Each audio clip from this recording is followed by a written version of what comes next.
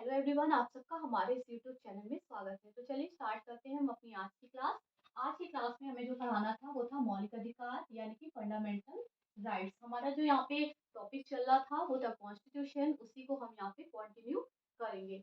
तो हमने इसके पहले वाली क्लास में देखा भी था कि मौलिक अधिकार जो थे वो किस भाग में, संविधान के किस भाग में दिए गए हैं। तो इसका जो भाग है वो है भाग 3। ठीक है, भाग 3 से मौलिक अधिकार लिए गए हैं और आर्टिकल इनका कितना है, आर्टिकल 12 से लेकर आर्टिकल 35 जो है वो मौलिक अधिकारों को रखा गया है इसमें। ठीक है, तो भाग कौन सा हो गया, भाग हो गया भाग 3 और आर्टिकल तो 12 से लेकर 35। देखिए चाहे कोई सा भी एग्जाम क्यों ना हो, यहाँ से बहुत सारे क्वेश्चन जो है ये टॉपिक क्लियर करेगा, सॉरी कवर करेगा। इसलिए आप लोग जो है इस टॉपिक को ध्यान से पढ़िएगा क्योंकि फंडामेंटल राइट्स से बहुत सारे क्वेश्चन जो है वो यहाँ पे बनेंगे। ठीक है, पहला तो क्वेश्चन ये हो गया कि ये किस भाग में दिए गए हैं। तो मौलिक अधिकार जो है वो संविधान के भाग 3 में दिए गए हैं।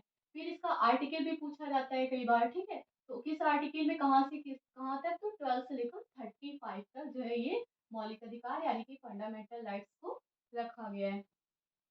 फिर यहाँ से एक और क्वेश्चन बनता है, वो पूछा जाता है कि संविधान के किस भाग को जो है वो भारत का मैग्ना कार्टा कहा गया है। तो हम बता दें कि संविधान के भाग 3 को जो है वो भारत का मैग्ना कार्टा कहा जाता है।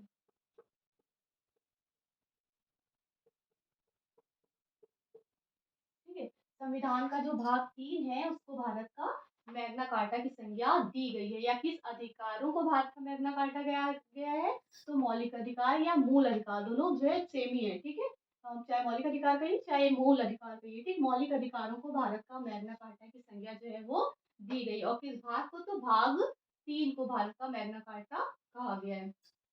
ये क्वेश्चन यहाँ से कई बार जो है वो पूछा जा चुका है। चलिए अब हम देखते हैं कि मैग्ना कार्टा, मैग्ना कार्टा क्या होता है। देखिए जो मैग्ना कार्टा वर्ड है इसकी अवधारणा कहाँ से आई है, इसकी अवधारणा आई है ब्रिटेन से। ब्रिटेन में क्या होता था, ब्रिटेन में जो राजशाही थे उन्होंने वहां के कुछ मजदूरों को जो है कुछ अधिकार दिए थे, जिनको किसकी संज्ञा दी गई थी, जिनको मैग्ना कार्टा की संज्ञा दी थी। ठीक है, तो वहां पे भी बात हुई थी अधिकारों की और यहाँ पे भी बात हो रही है जो है हमारी जनता के मौलिक अधिकारों की। इसलिए भारत के संविधान द्वारा भी जो मौलिक अधिकार दिए गए हैं उनको भारत का मैग्ना कार्टा की संज्ञा जो है वो दी गई है। ये क्वेश्चन कई बार जो है एग्जाम में पूछा जा चुका है। चलिए अब हम देखते हैं कि कौन कौन से जो है मौलिक अधिकार वो हैं। अ, अच्छा, ये किस देश के संविधान से लिए गए ये भी हम पहले बता चुके हैं। तो ये लिए गए हैं अमेरिका के संविधान से। कहाँ लिए गए मौलिक अधिकार, मौलिक अधिकार जो है वो अमेरिका के संविधान से लिए गए। चलिए देखते हैं कि कौन कौन से मौलिक अधिकार हैं।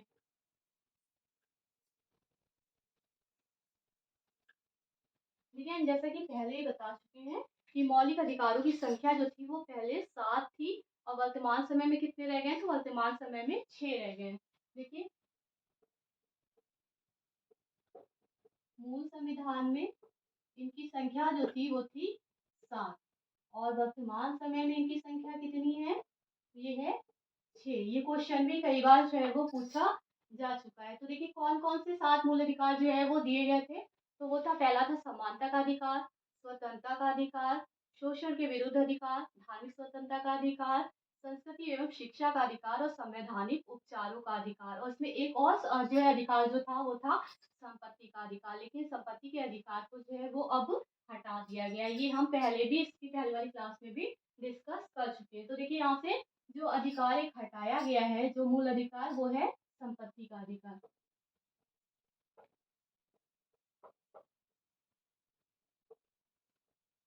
इसको पहले जो है वो रखा गया था आर्टिकल 31 में। अब ये आर्टिकल 31 जो है वो मूल अधिकारों से हटा दिया गया है और इसको अब भाग, पहले किस पे था, भाग 3।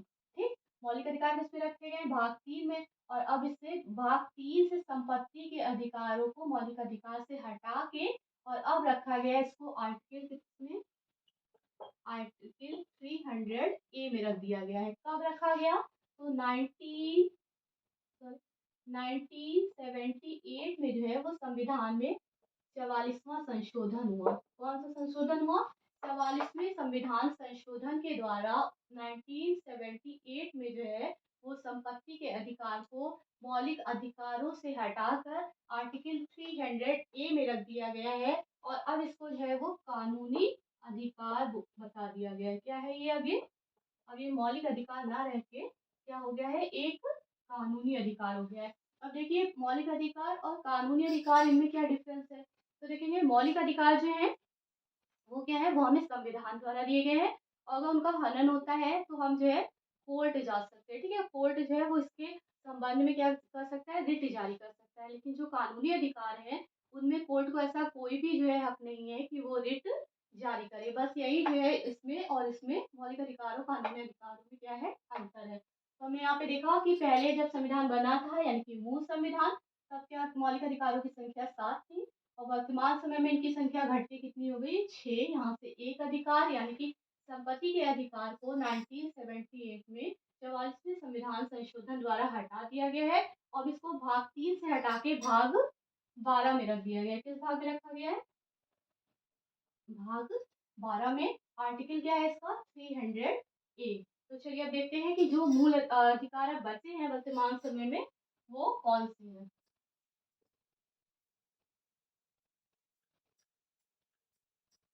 जैसे कि हमने देखा कि अब जो है वर्तमान समय में वो 6 मूल अधिकार बचे हुए हैं। तो इनमें से पहला कौन सा है? पहला है समानता का अधिकार।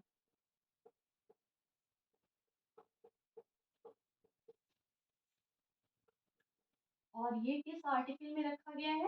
तो ये जो रखा गया है वो है आर्टिकल 14 से लेकर आर्टिकल 18 तक। ठीक है, ये था आर्टिकल लिखते हैं। आर्टिकल 14 से 18 तक जो है वो समानता का अधिकार है। फिर दूसरा जो है वो है स्वतंत्रता का अधिकार।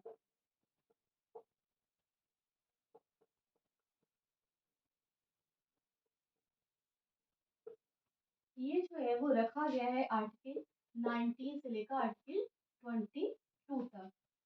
फिर थर्ड नंबर पे आता है शोषण के विरुद्ध अधिकार। शोषण के विरुद्ध अधिकार, इसको जो रखा गया है वो है आर्टिकल 23 और 24 में। फिर जो फोर्थ नंबर पे आता है वो है धार्मिक स्वतंत्रता का अधिकार।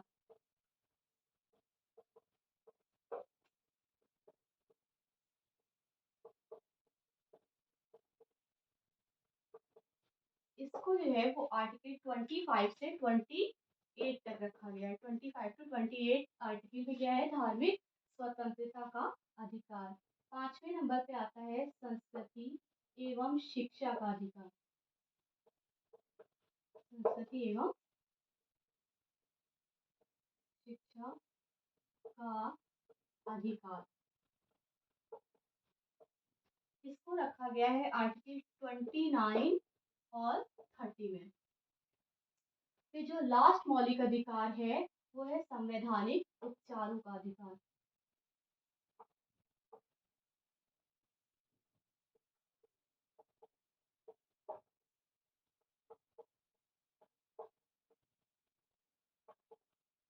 ये जो है वो आर्टिकल 32 में रखा गया है। यहाँ से एक आर्टिकल 31 हटा दिया गया है जिसमें संपत्ति का अधिकार था, वो अभी मैंने आपको बताया है और बार बार इसलिए बता रहे हैं कि आपको जो है वो याद हो जाए। किस संशोधन द्वारा हटाया गया है? तो 44वें संशोधन द्वारा हटाया गया है। कब? 1978 में, क्योंकि ये क्वेश्चन जो है कई बार वो पूछा जा चुका है। देखिए तो अब 6 अधिकार जो बचे हैं मौलिक अधिकार वो कौन कौन से हैं, यहाँ से भी कई बार क्वेश्चन आता है कि समानता का अधिकार जो है उसका आर्टिकल पूछा जाता है, स्वतंत्रता का अधिकार उसका आर्टिकल पूछ लिया जाए, या जो है किसी भी इसमें कोई भी अधिकार का जो है वो आर्टिकल पूछ सकता है। ठीक, तो समानता का अधिकार देखिए क्या है, किसने आर्टिकल 14 से लेकर 18 तक जो है वो समानता का अधिकार रखा गया है। स्वतंत्रता का अधिकार आर्टिकल 19 से लेकर 22 तक। शोषण के विरुद्ध अधिकार आर्टिकल 23 एंड 24। धार्मिक स्वतंत्रता का अधिकार आर्टिकल 25 टू 28। संस्कृति एवं शिक्षा का अधिकार आर्टिकल 29 30। संवैधानिक उपचारों का अधिकार आर्टिकल 32। कई बार जो है यहाँ से ऐसे ही पूछ लिया जाता है कि जैसे मैचिंग करनी होगी। ठीक है, एक तरफ अधिकार दे दिया, दूसरी तरफ इसके आर्टिकल्स दे दिए, फिर उसमें क्या करना होगा, मैचिंग जो है करानी होगी। चलिए अब देखते हैं पहला अधिकार पढ़ते हैं कि समानता का अधिकार।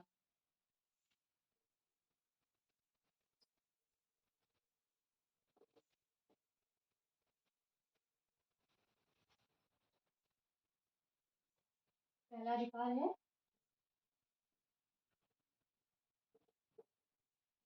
समानता का अधिकार। Article 14 to 18।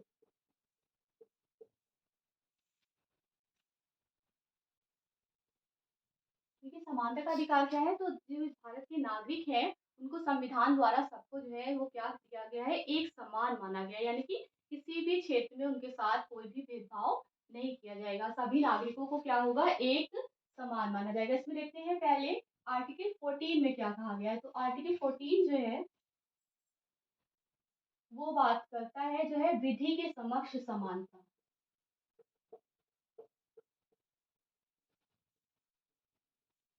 विधि के समक्ष समानता यानी कि कानून के समक्ष जो है वो सभी लोगों को एक समान माना जाएगा, ये बात करता है आर्टिकल 14। फिर जो दूसरा है इसमें बोला गया है कि धर्म, जाति, नस्ल एवं जन्म के धर्म, जाति, नस्ल एवं जन्म के आधार पर भेदभाव का क्या किया जाएगा, निषेध किया जाएगा। ये है आर्टिकल 15। यानी किसी भी व्यक्ति के साथ उसके धर्म, जाति, नस्ल या जन्म के आधार पर कोई भी भेदभाव नहीं किया जाएगा। फिर है जो थर्ड यानी आर्टिकल 16 बात करता है वो है सरकारी पदों पर समानता।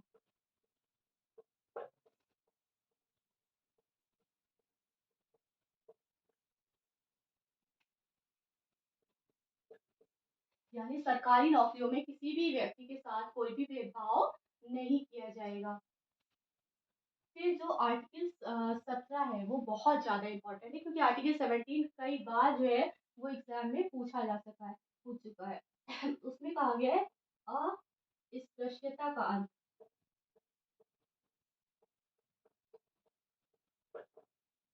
आर्टिकल कौन सा है इसका, 17 यानी कि 17। ये कई बार क्वेश्चन पूछा गया है, ठीक है। अस्पृश्यता क्या होता है, यानी कि छुआछूत। अगर कोई भी व्यक्ति किसी भी जाति में क्यों ना जन्म ले, उसके आधार पर जो है उसको हम छुआछूत उसके साथ नहीं कर सकते, चाहे वो किसी भी जाति का हो। उसके साथ जो है अस्पृश्यता का इसमें क्या किया गया है, इसीलिए इसको जो है संविधान में दे दिया गया है, एक मौलिक अधिकार बना दिया गया है, और उसके द्वारा जो है वो अस्पृश्यता का अंत कर दिया गया। आर्टिकल कौन सा है, 17। ये बहुत इंपॉर्टेंट आर्टिकल है, यहाँ से कई बार जो एग्जाम में क्वेश्चन आता है। फिर आर्टिकल 18 देखेंगे, उसमें कहा गया है उपाधियों का अंत।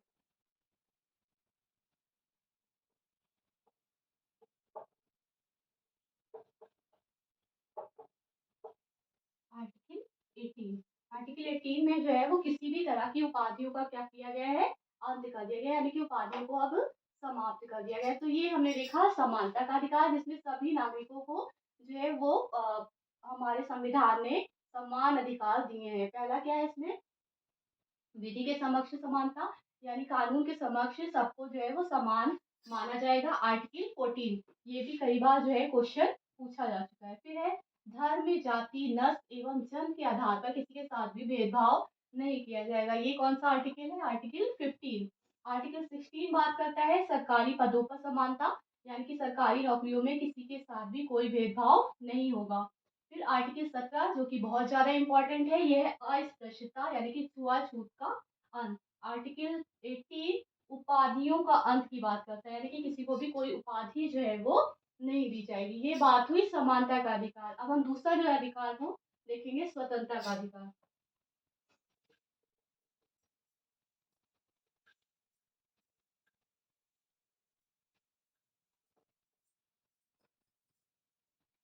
दूसरा मौलिक अधिकार जो है वो है स्वतंत्रता का अधिकार।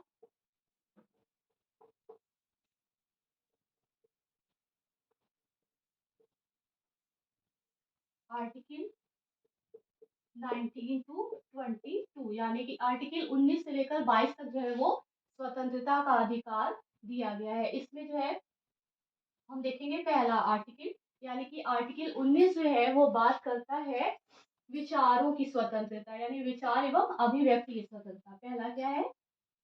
विचार की स्वतंत्रता, ठीक है। उसको भी जैसे 19A 19(2) ऐसे मतलब करके 6 भागों में इसको भी डिवाइड किया गया है। पहला जो है बातचीत की स्वतंत्रता हमें मिलनी चाहिए, इसको क्या किया गया है 19A 19(2)। तो पहले देखते हैं 19A जो है वो बात करता है विचारों की स्वतंत्रता की, यानी कि अभिव्यक्ति की स्वतंत्रता। आर्टिकल इसका कौन सा है? 19, ठीक है, 1। फिर देखिए जो दूसरा है 1 है, ठीक है। 19 में जो 1 है वो है विचारों की स्वतंत्रता। 19 में जो फिर है हाँ, अस्त्र शस्त्र रहित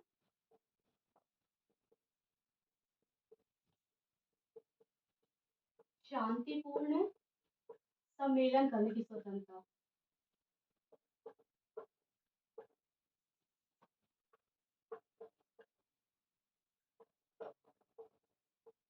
ठीक है, ये बात करते हैं कि मतलब कि कहीं भी हम शांतिपूर्ण ढंग से सम्मेलन कर सकते हैं, उनकी स्वतंत्रता जो है उन्हें संविधान द्वारा दी गई है। फिर जो इसका थर्ड पार्ट है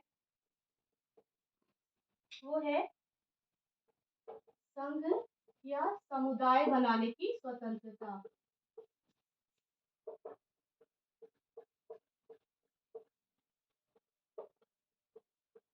यानी कि हम जो है कोई भी संघ या समुदाय बना सकते हैं, उसके लिए कोई भी उसे ना बनाने के लिए हमें बाध्य नहीं कर सकता है।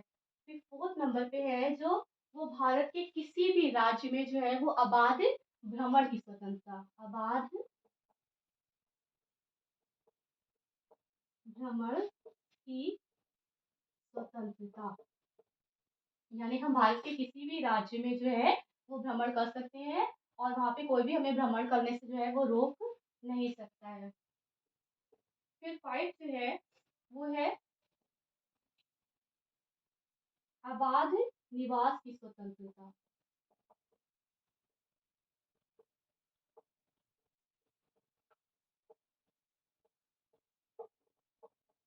यानी हम भारत के किसी भी राज्य में चाहें तो वहां पे निवास कर सकते हैं, ठीक है। वहां पे हमें निवास करने से कोई भी नहीं रोकेगा। फिर इसका जो 6 पार्ट है उसमें कहा गया है कि वृत्ति या उपजीविका या कारोबार की स्वतंत्रता।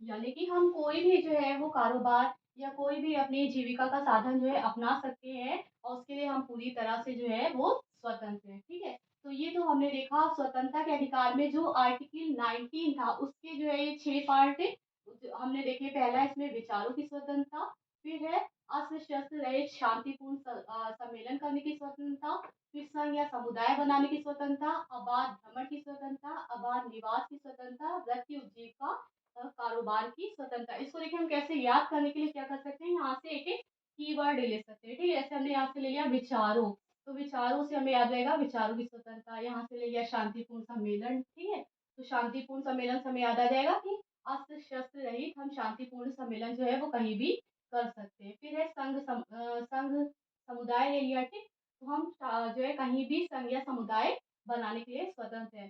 फिर अबाध भ्रमण, यहाँ से कीवर्ड ले लिया अबाध भ्रमण, तो हमें अबाध भ्रमण की स्वतंत्रता मिली हुई। अबाध निवास, अबाध भ्रमण याद आएगा तो उसके बाद अबाध निवास भी जो है वो याद रह जाएगा। फिर यहाँ से ले लेते हैं कारोबार। अगर इन कीवर्ड्स को हम याद कर लें तो हमको इसको याद करने में आसानी हो जाएगी। यानी कि हमें यहाँ पे क्या मिली, विचारों, तो विचार से याद आ जाएगा विचारों की स्वतंत्रता मिली है, ठीक है। अब हम या हम उसको रिलेट करके भी पढ़ सकते हैं। हमारे पास क्या है, भारत में हमको स्वतंत्रता दी गई है कि हम पूरी तरह से अपने विचारों के लिए स्वतंत्र हैं, यानी कि हम अपनी राय जो है वो बिना किसी के जो है उसके बाध्यता के जो है रख सकते हैं। मतलब अगर हमें कुछ सही लग रहा है या गलत लग रहा है तो हम उसपे बोल सकते हैं, ठीक? और क्या है और हम बोल सकते हैं इसलिए हम कहीं भी शांतिपूर्ण सम्मेलन भी कर सकते हैं। हम चाहे भारत किसी भी राज्य में जाएँ और शांतिपूर्ण ढंग से वहाँ पे सम्मेलन कर लेंगे। शांतिपूर्ण सम्मेलन कर लिया फिर हमने उसमें बना लिया संघ या समुदाय का निर्माण वहाँ पे हमने लोगों को अपनी तरफ प्रेरित कर लिया सम्मेलन करके और फिर हमने कहा कि अब हम संघ और समुदाय बनाएँगे। उसके बाद जब समुदाय बन गए तो हमने कहा अब हम भारत में किसी भी राज्य में जाके भ्रमण करेंगे, ठीक है? अपने समुदाय के कुछ लोगों को ले लेंगे और जाके किसी भी राज्य में भ्रमण कर सकते हैं और भ्रमण करेंगे तो भाई हमें वहाँ पे रहना भी पड़ेगा, तो हम वहाँ पे आबाद निवास भी कर सकते हैं और फिर जब वहाँ पे निवास करेंगे तो वहाँ पे हम अपना कोई भी कारोबार जो है वो स्टार्ट कर सकते हैं। तो ऐसे इसको हम जो है याद कर सकते हैं। ये तो हुआ आर्टिकल 19। अब देखते हैं आर्टिकल 20 में क्या है।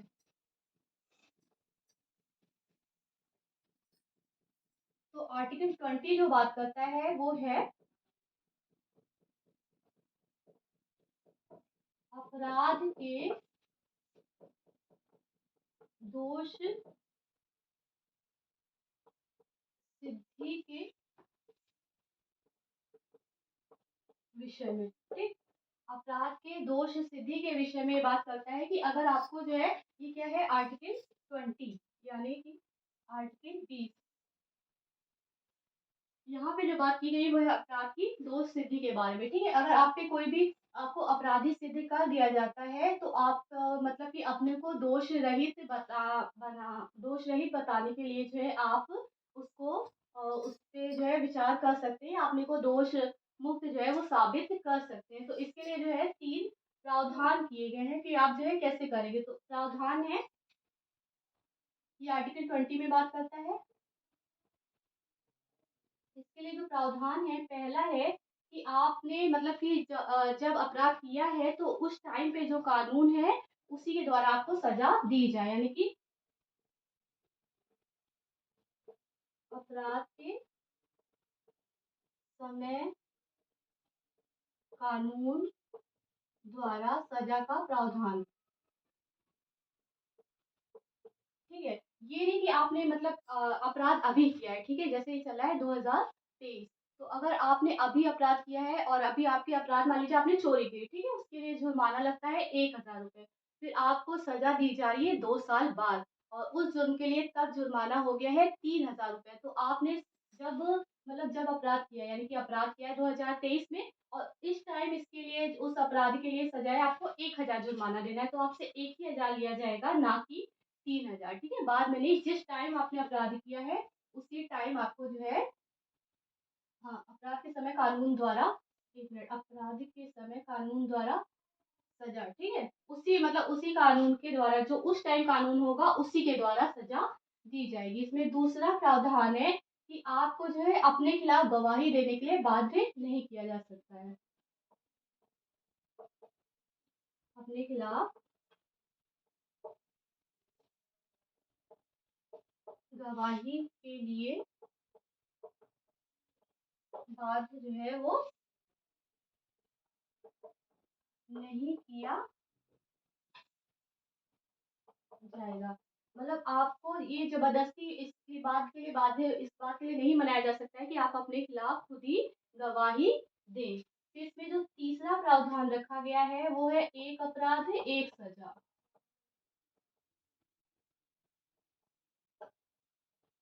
इसका क्या मतलब है एक अपराध एक सजा? यानी कि अगर आपने एक बार अपराध किया है तो आपको सजा भी एक ही बार दी जाएगी, यानी बार-बार एक ही अपराध के लिए सजा नहीं दी जाएगी। कि मान लीजिए आपने आज चोरी किया है तो आपको आज जो है जेल में उठा लेगा, फिर जो है 2-4 साल बाद फिर आपको उठा लेगा कि आपने जो है ये अपराध किया था, ऐसा नहीं है। एक अपराध के लिए एक ही बार सजा दी जाएगी, ठीक है? एक बार सजा। बार-बार आपको एक ही अपराधी के लिए सजा नहीं दी जा सकती, ठीक है? तो ये हमने देखा आर्टिकल 20। आर्टिकल 20 जो है बात करता है अपराध की दोष सिद्धि के विषय में। जो है इसमें प्रावधान है, क्या है कि अगर आपको अपराधी सिद्ध कर दिया जाता है तो आप अपने बचाव के लिए भी कार्यवाही जो है वो कर सकते हैं। इसमें क्या प्रावधान है अपराध के समय कानून द्वारा सजा कानून द्वारा उसी टाइम अपराध जिस टाइम आप अपराध करेंगे उसी टाइम जो कानून होगा उसके द्वारा आपको सजा दी जाएगी।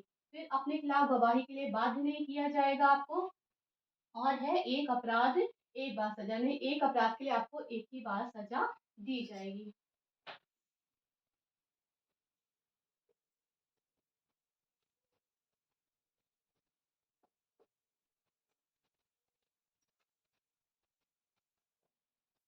फिर है आर्टिकल 21।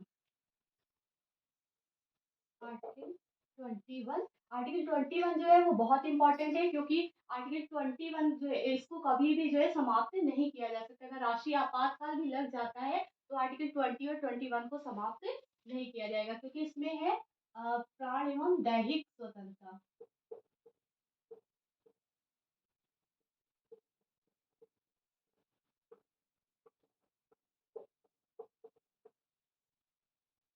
जिसको हम लोग जीवन की स्वतंत्रता भी कहते हैं, ठीक है। इसमें आएगा जैसे कि हम मतलब कि पानी पीने की स्वच्छ पानी पीने की स्वतंत्रता। बाद में मतलब कई बार ये मामला सुप्रीम कोर्ट में गया और इसमें सुप्रीम कोर्ट कई बातों को जोड़ता चला गया, जैसे कि आप कहीं भी स्वच्छ पानी पी सकते हैं, ठीक है, उसकी स्वतंत्रता दी गई है। कहीं भी भ्रमण कर सकते हैं, ठीक। हमको अपने जीवन से रिलेटेड जितनी भी स्वतंत्रता है उन सबको यहाँ पे जो है वो दिया गया है। प्राण एवं दैहिक स्वतंत्रता, ये आर्टिकल 21 ये बहुत ज्यादा इंपॉर्टेंट है, ठीक है। 21 फिर इसके बाद आता है आर्टिकल 21A, इसमें जोड़ा गया है।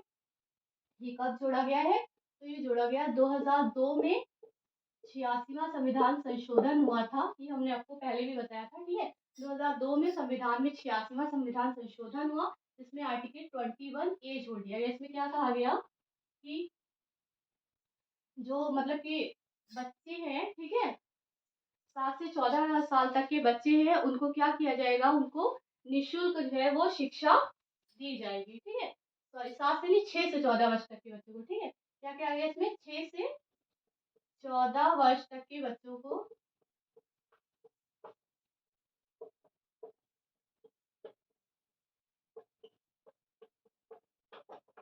निःशुल्क एवं अनिवार्य शिक्षा, ये जो है इनको दी जाएगी। ये क्वेश्चन भी कई बार पूछा जा चुका है, ठीक है। आर्टिकल 21 के बारे में पूछा गया है, तो आर्टिकल 21 में क्या है, 6 से 14 वर्ष के बच्चों को निःशुल्क एवं अनिवार्य शिक्षा की व्यवस्था जो है वो आर्टिकल 21A में की गई है। अब हम देखेंगे आर्टिकल 22 में क्या है।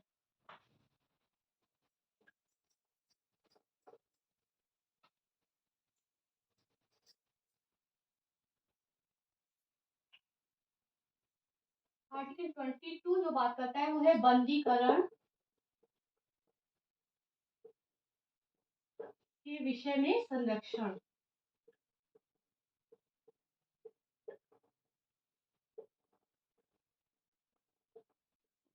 ठीक है, आर्टिकल 22 बात करता है बंदीकरण के विषय में संरक्षण, यानी कि आपको अगर बंदी बना लिया जाता है और जेल भेजा जाता है तो उसमें आप संरक्षण कैसे प्राप्त कर सकते हैं, यहाँ पे उसके बारे में बताया गया है। इसके बारे में भी जो है 3 प्रावधान किए गए हैं। उसमें पहला प्रावधान क्या है कि आप कारण पूछ सकते हैं, ठीक। अगर आपको मान लीजिए पकड़ लिया गया और जेल भेजा जा रहा है तो आप क्या कर सकते हैं, कारण पूछ सकते हैं कि हमें जेल जो है वो क्यों भेजा जा रहा है। ये तो हो गया इसका पहला कारण कि आप इसमें कारण पूछ सकते हैं। फिर इसमें जो दूसरी बात कही गई है कि वो है, मान लीजिए अभी आपको पकड़ा गया है, ठीक है, तो पकड़ने के समय से लेकर और अगले 24 घंटे तक, ठीक है, यानी कि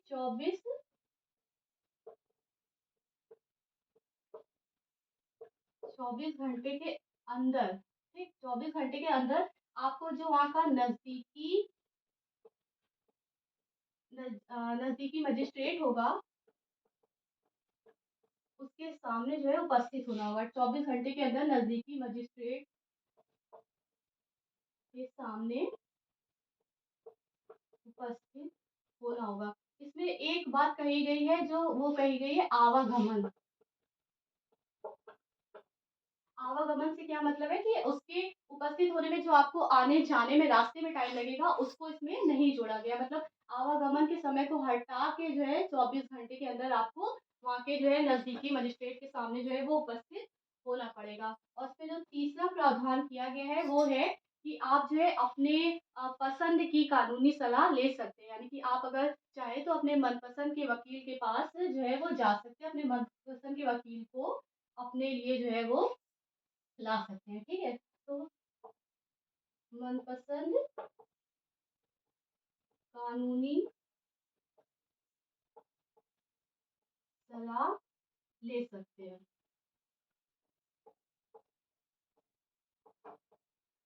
ठीक, अब हमने देखा इसमें कि फंडामेंटल राइट्स में जो स्वतंत्रता का अधिकार है उसमें 22वां क्या है?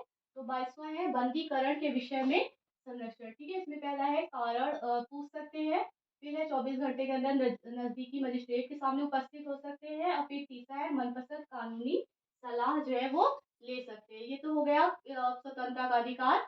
और अब हम जो है तीसरा है वो है शोषण के विरुद्ध अधिकार, वो भी देख लेते हैं।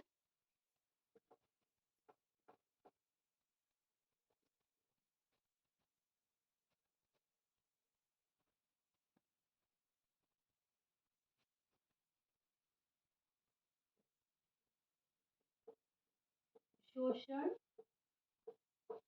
के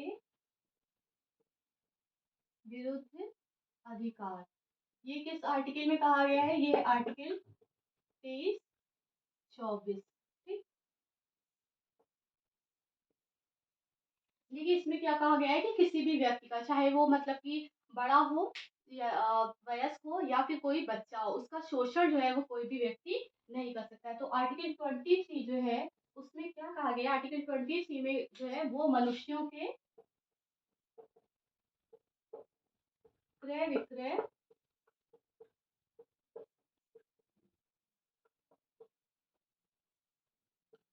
और बेगार पर रोक लगाई गई है इसमें। यानी मनुष्य को मतलब कोई भी खरीद और बेच नहीं सकता है और उनसे ना तो कोई फालतू का काम, यानी कि ना तो उनसे कोई बेकार जो है वो फालतू का काम जो है वो करा सकता है, किसी को बाध्य नहीं किया जा सकता है। आप उसकी मर्जी के बिना उसको मतलब ना बेच नहीं सकते, ना तो किसी व्यक्ति को आप खरीदेंगे और ना तो उससे किसी जबरदस्ती का कोई काम कराएंगे। ये है आर्टिकल 23।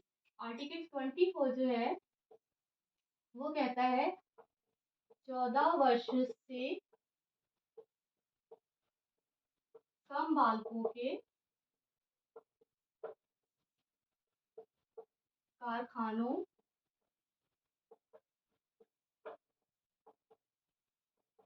खानों या कोई भी मतलब कि जो जोखिम भरी नौकरी होंगी उसमें करने पर रोक,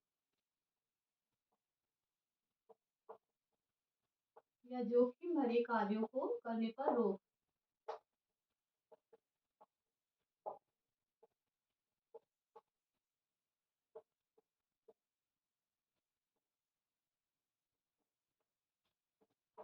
ठीक, इसमें आर्टिकल 24 बात करता है कि 14 वर्ष से जो भी कम बच्चे होंगे वो किसी कारखाने या किसी भी खानों या किसी भी जोखिम भरे कार्यों को नहीं करने के लिए जो है नहीं करेंगे, ठीक है? उनको कोई भी इसके लिए बाध्य नहीं कर सकता है। किन बालकों को? जो कि 14 वर्ष से कम होंगे।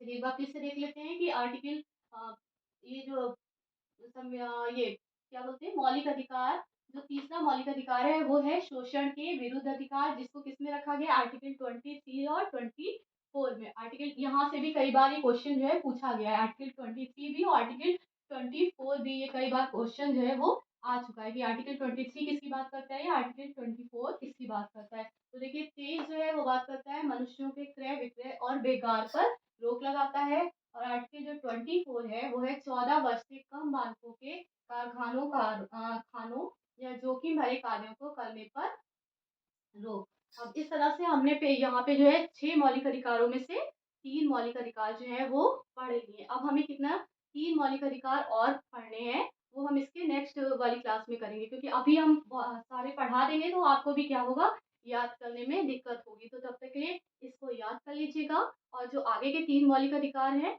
वो हम जो है अपनी नेक्स्ट क्लास में करेंगे। और प्लीज वीडियो को जो है लाइक शेयर एंड सब्सक्राइब कर दीजिएगा। देखिए कोई भी टीचर हो, चाहे वो आपको जो है ऑनलाइन पढ़ा रहा हो या ऑफलाइन पढ़ा रहा है, वो आपके लिए बहुत मेहनत करता है। इसलिए उसकी थोड़ी सी भी मेहनत के लिए आपको क्या होगा, उसको एक लाइक तो जरूर कर सकते हैं। तो चलिए मिलते हैं अपनी नेक्स्ट क्लास में, तब तक के लिए थैंक